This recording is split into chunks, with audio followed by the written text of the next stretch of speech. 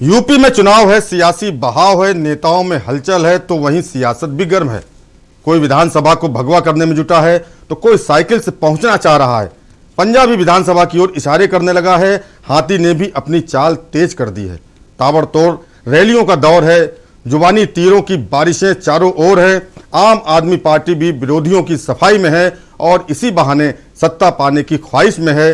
दिग्गजों ने अपने आप को सियासत के मैदान में उतारा है। यही तो सियासी अखाड़ा है।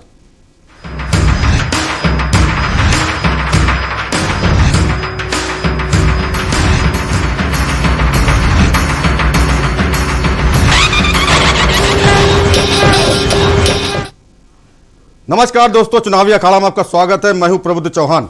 बात करते हैं यूपी विधानसभा चुनाव 2022 के लिए सभी राजनीतिक दल रणनीति बनाने में लगे हैं। ऐसे में कांग्रेस यूपी में फिर से उभर कर सामने आ रही है। प्रियंका गांधी वाड्रा की आवाज दिन पर दिन बुलंद होती दिख रही है। कभी वो सत्ताधारी बीजेपी को आड़े हाथों ले रही हैं, तो कभी सपा और बसपा की घेराबंदी करने में जुड़ जाती हैं।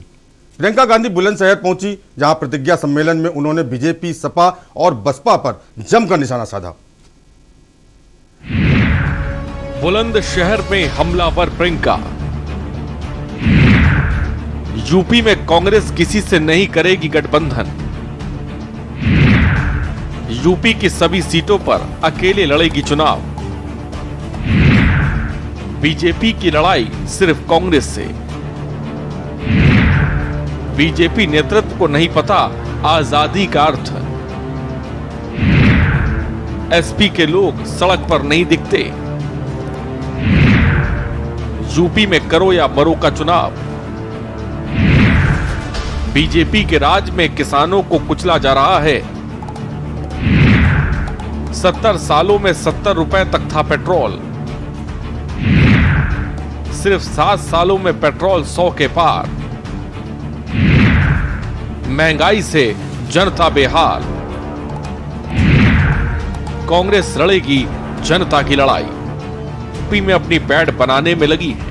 कभी पूर्वांचल तो कभी पश्चिमी यूपी। एक बार फिर प्रियंका पश्चिमी यूपी को साधने और वहां के समीकरण को अपने पाले में लाने के लिए बुलंदशहर पहुंची। अनूप शहर में प्रियंका ने सबसे पहले झंडारोहण किया और पंडित जवाहरलाल नेहरू के चित्र पर फूलमाला चढ़ाकर उन्हें श्रद्धांजलि दी।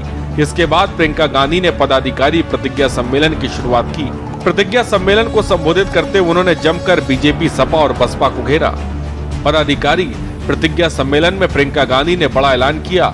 उन्होंने कहा कि कांग्रेस पार्टी यूपी में अकेले चुनाव लड़ेगी। हम सारी सीटों पर लड़ेंगे, अपने बल पर लड़ेंगे।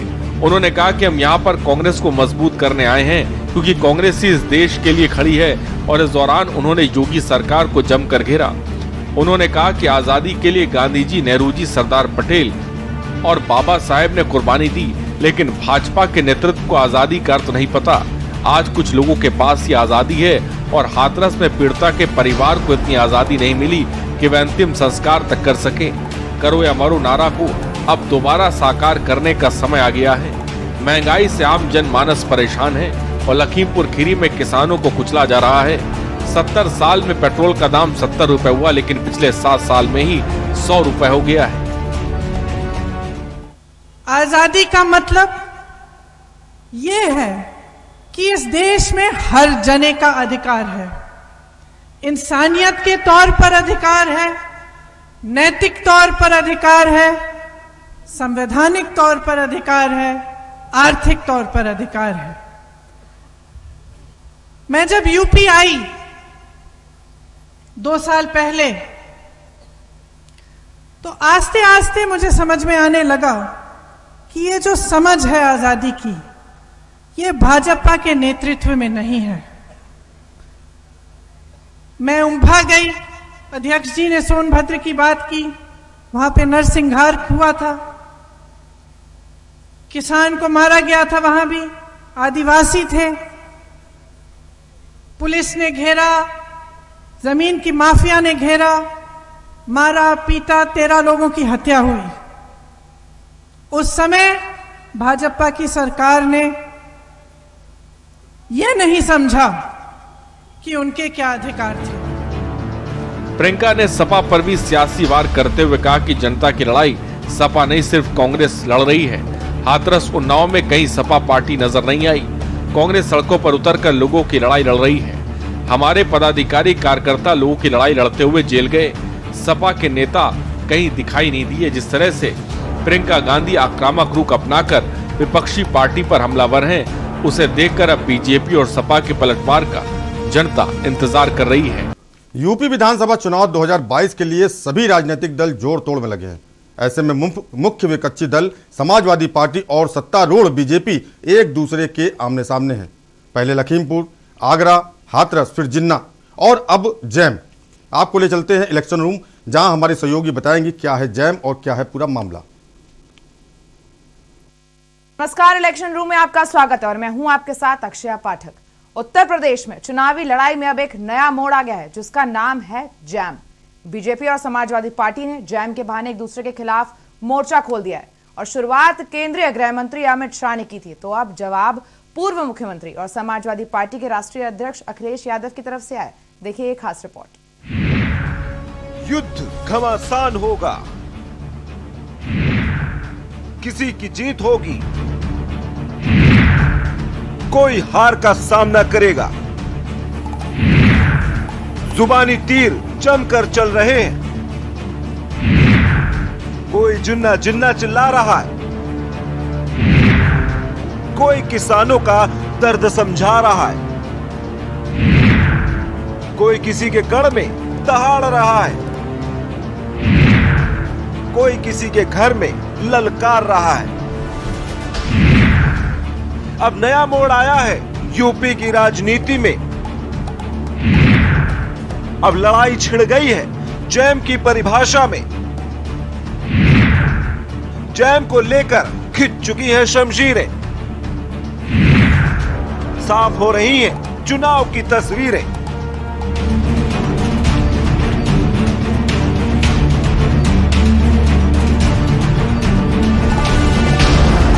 यूपी की सत्ता हासिल करने के लिए जहां सभी राजनीतिक दल रणनीति बनाने में जुटे हैं, तो वहीं एक दूसरे पर वार पलटवार भी जमकर कर रहे हैं। कोई किसी को लखीमपुर, आगरा, हाथरस के नाम पर घेर रहा है, तो कोई जिन्ना के नाम पर, तो कोई महंगाई के नाम पर। लेकिन अब इन सब से इतर एक नया नाम सामने आया है और वो नाम है जैम। अब 22 का चुनावी युद्ध जैम पर केंद्रित हो चला है। इसकी शुरुआत केंद्रीय गृह मंत्री अमित शाह ने की थी, तो अब पलटवार करते हुए जवाब पूर्व मुख्यमंत्री और समाजवादी पार्टी के राष्ट्रीय अध्यक्ष अखिलेश यादव ने भी दे दिया है। गौरतलब है कि अखिलेश यादव के संसदीय क्षेत्र आजमगढ़ में अमित शाह और सीएम योगी ने हुंकार भरी थी। शाह ने मंच से समाजवादी पार्टी के लिए जैम की परिभाषा बताई थी। उन्होंने जैम का मतलब J for Jinnah, A for आधार और एम फॉर मुख्तार बताया था। साथ ही शाह ने बीजेपी के जैम की भी परिभाषा बताई थी। उन्होंने बीजेपी के जैम का मतलब जे फॉर जनधन खाता, ए फॉर आधार और एम फॉर मोबाइल बताया था। शाह और योगी एक यूनिवर्सिटी का शिलान्यास करने आजमगढ़ पहुंचे थे, तो उन्होंने मिलकर ये संदेश दिया कि अखिलेश मुस्लिम तुष्टीकरण की राजनीति करते हैं। मोदी जी ने एक जैम लाया है जिससे भ्रष्टाचार विहीन खरीदी हो सके। उसका आधार क्या है? जे का मतलब है जन धन बैंक अकाउंट, ए का मतलब है आधार कार्ड और एम का मतलब है हर आदमी को मोबाइल। अब जब मैं कहीं बोला ऐसा गुजरात में, तो एक समाजवादी पार्टी के नेता बोले हम भी जैम लाए हैं। मुझे थोड़ा आश्चर्य लगा। मैंने एक पत्रकार को पूछा कि भाई ये कौन सा जैम लाए, जरा जांच करो तो। उसने कहा आपको मालूम नहीं है? मैंने बोला नहीं, मुझे नहीं मालूम है। उन्होंने कहा उनके जैम का मतलब है जे से जिन्ना, ए से आजम खान और एम से मुख्तार। अब भाई आप मुझे बताओ, आपको भाजपा का जैम चाहिए या समाजवादी पार्टी का चाहिए? नौकरी निकलती थी और नौकरी के साथ ही महाभारत के सभी रिश्ते निकल पड़ते थे वसूली में। कहीं चाचा है, कहीं मामा है, कहीं भांजा है, कहीं भतीजा है, ये सभी निकल पड़ते थे। कोरोना कालखंड में उन लोगों का दर्शन यहां पर नहीं हुआ होगा। मैं आजमगढ़ वासियों से पूछता हूं कि आपके सांसद कोरोना में आपका हालचाल लेने आए थे? वे फिर भी नहीं आएंगे। चुनाव की सुगबगाहट होती है तो ये लोग भी कभी कभी आपके बीच में आएंगे, फिर गुमराह करके चले जाएंगे। भारतीय जनता पार्टी ने जो कहा था सो करके दिखाया है और भाइयों बहनों आज यही कहने के लिए हम लोग आपके बीच में आए हैं कि मेरे लिए तो हाथ। वहीं अब अखिलेश यादव ने शाह और योगी पर पलटवार किया है। विजय यात्रा की शुरुआत करने से पहले अखिलेश ने प्रेस कॉन्फ्रेंस की। उन्होंने बीजेपी के लिए भी जैम तैयार कर लिया। अखिलेश ने कहा बीजेपी वाले जैम का मतलब है जे फॉर झूठ, ए फॉर अहंकार और एम फॉर महंगाई। अखिलेश यहीं नहीं रुके, उन्होंने तो इस बार यूपी से बीजेपी के सफाई का भी ऐलान कर दिया। आपको बता दें कि अखिलेश इन दिनों विजय यात्रा पर है। जब कल अमित शाह और योगी आदित्यनाथ आजमगढ़ में थे तो अखिलेश गोरखपुर में थे। जनता पार्टी को अपने झूठ का, अपने अहंकार का, अपनी महंगाई का जवाब देना चाहिए। इधर उधर के जैम मत ढूंढिए, और जैम अकेला अच्छा भी नहीं लगता है। नहीं नहीं नहीं, असली बात नहीं जानते हुए बिना बटर के तो आप भी नहीं चलोगे। ये हमारे बीजेपी वाले जानते ही नहीं है कि डायबिटीज में जैम नहीं खाया जाता है, और बिना बटर के तो कुछ हो ही नहीं सकता। इसलिए बटर की मीनिंग भी आपको अगली बार बताएंगे। जिस पार्टी ने पहले खत्म की उसको हटाइए। आप बताइए किस पार्टी ने हटाई है पेंशन? अरे हम जानते नहीं ना, आप बताओ ना। देखिए, तो बीजेपी को हटाइए, फिर हमसे सुविधा लीजिए। चुनाव की जंग जारी है। जुबानी तीर एक दूसरे पर जमकर चलाए जा रहे हैं। इस बार 22 का रण सीएम योगी आदित्यनाथ और पूर्व सीएम अखिलेश यादव के बीच होता दिख रहा है। ऐसे में जनता किसका साथ देगी, ये देखने वाली बात होगी। क्या एक बार फिर यूपी भगवा रंग में रंगेगा, या फिर लाल टोपी वाले अपनी साइकिल चलाकर विधानसभा पहुंचेंगे? फिलहाल क्या होता है ये जनता को तय करना है। इलेक्शन डेस्क के न्यूज इंडिया।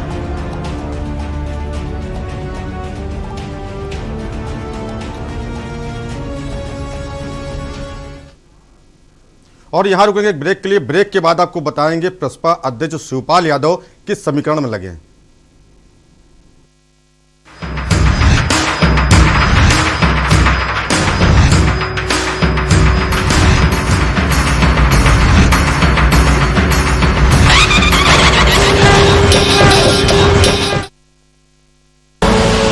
आप देख रहे हैं के न्यूज, खबरों का सारथी। सुपुत्र मेडिटेशन गुरु बेहद नेक और पिताश्री थोड़े रंगीले, थोड़े दिल फेंक।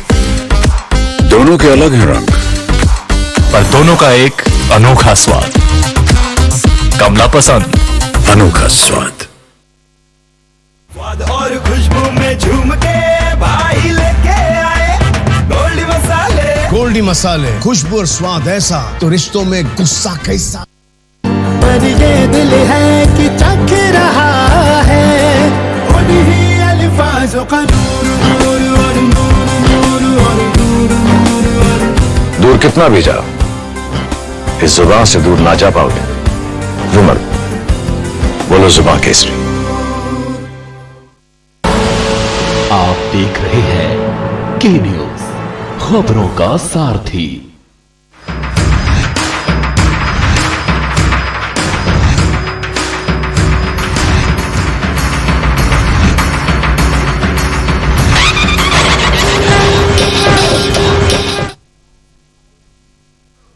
यूपी के सियासी रण में जहां एक और सभी प्रमुख राजनीतिक दल उतर आए हैं, वहीं कभी समाजवादी पार्टी के कद्दावर नेता नेताजी के भाई और अखिलेश यादव के चाचा शिवपाल भी अपने दल के साथ इस बार चुनाव में अपना दमखम दिखाने के लिए लगातार यात्राएं कर रहे हैं।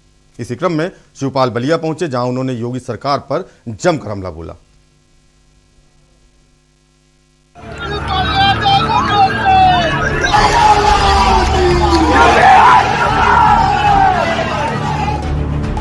बलिया में सामाजिक परिवर्तन यात्रा लेकर पहुंचे प्रगतिशील समाजवादी पार्टी के राष्ट्रीय अध्यक्ष शिवपाल यादव का भव्य स्वागत किया गया।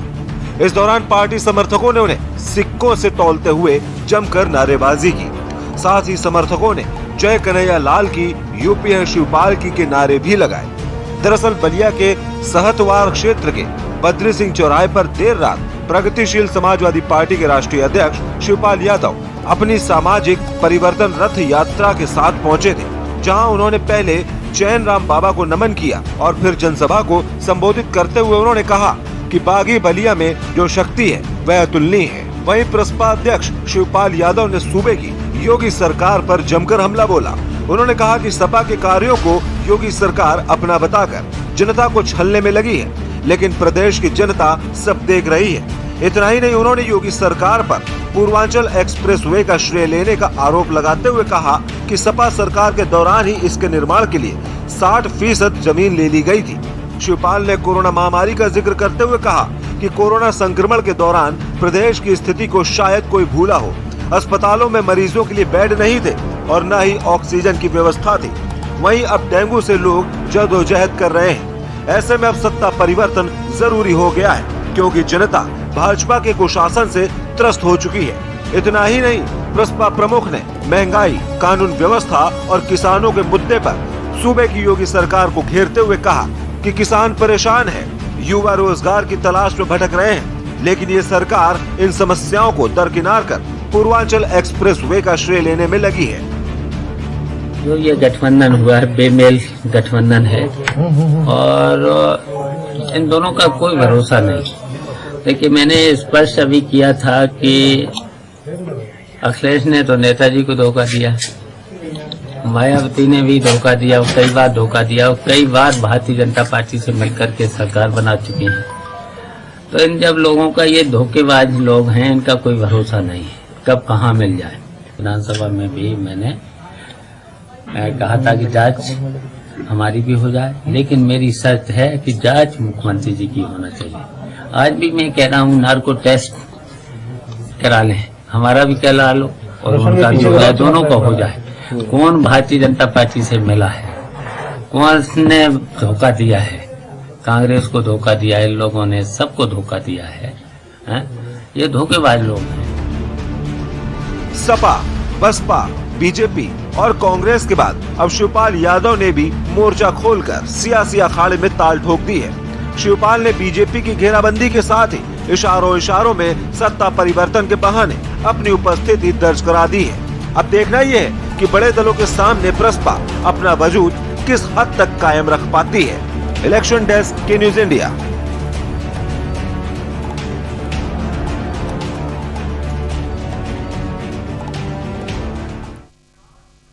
और यहां रुकेंगे ब्रेक के लिए। ब्रेक के बाद आपको बताएंगे राजनीतिक दलों की चुनाव तैयारियों के बारे में।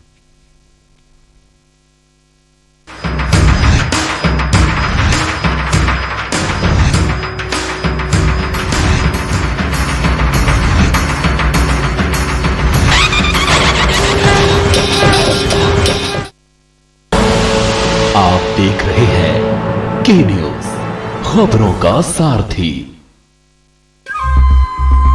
सुपुत्र मेडिटेशन गुरु बेहद नेक और पिताश्री थोड़े रंगीले, थोड़े दिल फेंक। दोनों के अलग हैं रंग, पर दोनों का एक अनोखा स्वाद। कमला पसंद, अनोखा स्वाद। और खुशबू में झूम के भाई लेके आए गोल्डी मसाले। गोल्डी मसाले, खुशबू और स्वाद ऐसा तो रिश्तों में गुस्सा कैसा। सुबह के लिए उड़ चला गैरों की ज़मीं पर, खुशबू अपने पन की ढूंढता। और दूर कितना भी जाओ, इस जुबान से दूर ना जा पाओगे। रुमल, बोलो जुबान केसरी। आप देख रहे हैं के न्यूज, खबरों का सारथी।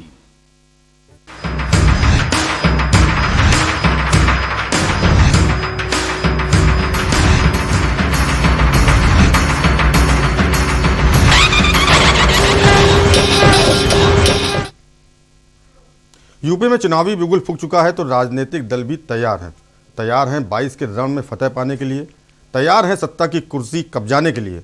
इस युद्ध में प्रियंका हो या अखिलेश या फिर सत्ताधारी बीजेपी के चाणक्य कहे जाने वाले अमित शाह, सभी किसी न किसी तरह अपने अपने वोट बैंक को दुरुस्त करने में लगे हुए हैं। कोई बुंदेलखंड को साध रहा है तो कोई पश्चिम यूपी की दौड़ लगा रहा है तो कोई पूर्वांचल में पैठ बना रहा है। अब देखना यह है कि यह चुनावी दौड़ भाग किसकी किस्मत का ताला खोलती है।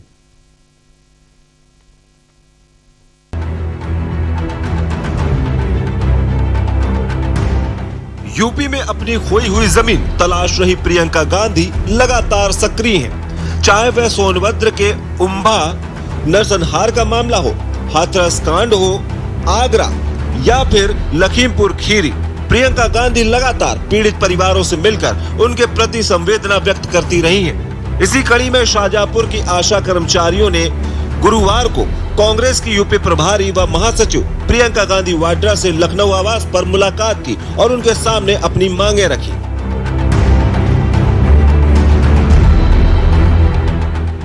बीते दिनों मुख्यमंत्री योगी आदित्यनाथ के कार्यक्रम में पुलिस ने आशा कर्मचारियों से मारपीट की थी। आपको बता दें, वह सभी अपनी मांगों को लेकर मुख्यमंत्री से मिलना चाहती थी पर मुलाकात नहीं हो सकी।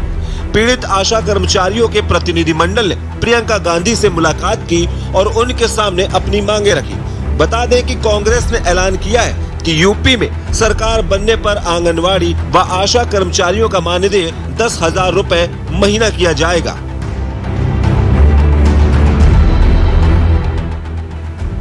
तो वहीं यूपी में अगले साल होने वाले विधानसभा चुनाव से पहले कांग्रेस बीजेपी के खिलाफ अपना चुनावी अभियान 14 नवंबर से शुरू करने जा रही है। इस यात्रा को महंगाई हटाओ प्रतिज्ञा यात्रा नाम दिया गया है, जो 32,240 किलोमीटर की होगी।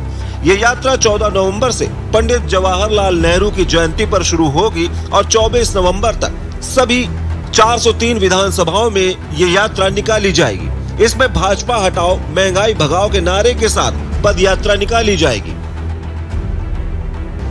तो अखिलेश यादव की विजय रथ यात्रा भी लगातार दहाड़ती हुई आगे बढ़ रही है। सपा की विजय रथ यात्रा का चौथा चरण का कार्यक्रम जारी हो गया है। समाजवादी विजय यात्रा के चौथे दौर में अखिलेश यादव 16 नवंबर को गाजीपुर से आजमगढ़ की यात्रा करेंगे। इस मौके पर अखिलेश जनता के बीच जाकर भाजपा समेत योगी सरकार को घेरेंगे। बता दें कि चौथे चरण से पहले अखिलेश यादव की समाजवादी विजय यात्रा का तीसरा चरण 13 नवंबर को सीएम योगी के गढ़ गोरखपुर से कुशीनगर के बीच होगा। तीसरी समाजवादी विजय रथ यात्रा गोरखपुर एयरपोर्ट से शुरू होगी, जो एयरपोर्ट से कुसमही, जगदीशपुर, सोनबरसा होते हुए कुशीनगर पहुंचेगी। तो भारतीय जनता पार्टी भी अब उत्तर प्रदेश के चुनाव के लिए पूरी तरह से अभियान में जुटी हुई है। केंद्रीय गृह मंत्री अमित शाह भाजपा के चाणक्य के रूप में जाने जाते हैं। 2022 के यूपी विधानसभा चुनावों के लिए अमित शाह लगातार यूपी मिशन पर ताबड़तोड़ दौरे कर रहे हैं। गृह मंत्री अमित शाह शुक्रवार को 2 दिवसीय दौरे पर वाराणसी पहुंच रहे हैं। लखनऊ के बाद शाह का 2 हफ्ते के अंदर उत्तर प्रदेश का ये दूसरा दौरा है। केंद्रीय गृह मंत्री अमित शाह को बड़ा ऑर्गेनाइजर माने जाने के साथ साथ लक्ष्य के पीछे लगे रहने वाला नेता भी बताया जाता है। अमित शाह 12 और 13 नवंबर को वाराणसी के दौरे पर पहुंच रहे हैं। इस महत्वपूर्ण संगठनात्मक बैठक के जरिए शाह बीजेपी कार्यकर्ताओं को यूपी चुनाव के लिए संदेश देंगे। बीजेपी के चाणक्य माने जाने वाले शाह पिछले 2 लोकसभा और 1 विधानसभा चुनाव में यूपी की रणनीति की कमान संभाल चुके हैं। रणनीतिक लिहाज से पीएम मोदी के संसदीय क्षेत्र में शाह का ये दौरा काफी अहम माना जा रहा है। पिछले महीने के अंतिम सप्ताह में सदस्यता अभियान के लिए लखनऊ दौरे के साथ शाह चुनावी बिगुल फूंक चुके हैं। अमित शाह नवंबर माह में वाराणसी के दौरे पर हैं, जहां महत्वपूर्ण संगठनात्मक बैठक करेंगे, जिसके जरिए शाह बीजेपी कार्यकर्ताओं को यूपी चुनाव के लिए संदेश दे रहे हैं। बीजेपी के चाणक्य माने जाने वाले शाह पिछले 2 लोकसभा और 1 विधानसभा चुनाव में यूपी की रणनीति की कमान संभाल चुके हैं। रणनीतिक लिहाज से पीएम मोदी के संसदीय क्षेत्र में शाह का ये दौरा काफी अहम माना जा रहा है। पिछले महीने के अंतिम सप्ताह में सदस्यता अभियान के लिए लखनऊ दौरे के साथ शाह चुनावी बिगुल फूंक चुके हैं। चुनाव नजदीक आते ही राजनीतिक दलों की धड़कनें बढ़ी हुई हैं। प्रियंका गांधी जहां प्रतिज्ञा यात्रा के जरिए लगातार भाजपा पर हमलावर हो रही है, इसी चुनावी अभियान की अगली कड़ी को 14 नवंबर से महंगाई हटाओ प्रतिज्ञा यात्रा नाम दिया गया है, जिसमें भाजपा हटाओ महंगाई भगाओ के नारे के साथ पद यात्रा निकालने जा रही है।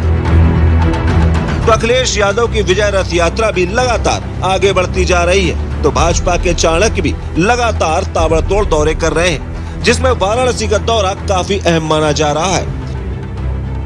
तो ये तो तय है कि 2022 के भीषण चुनावी रण में किसको सत्ता की कुर्सी मिलती है, काफी दिलचस्प होने वाला है।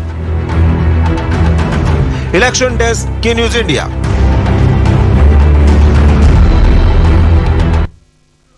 और चुनावी अखाड़ा में आज फिलहाल इतना ही। कल रात 9:30 बजे फिर हाजिर होते हैं ऐसी ही सियासी उठापटक की खबरों के साथ। तब तक के लिए इजाजत दीजिए और देखते रहिए के न्यूज इंडिया। नमस्कार।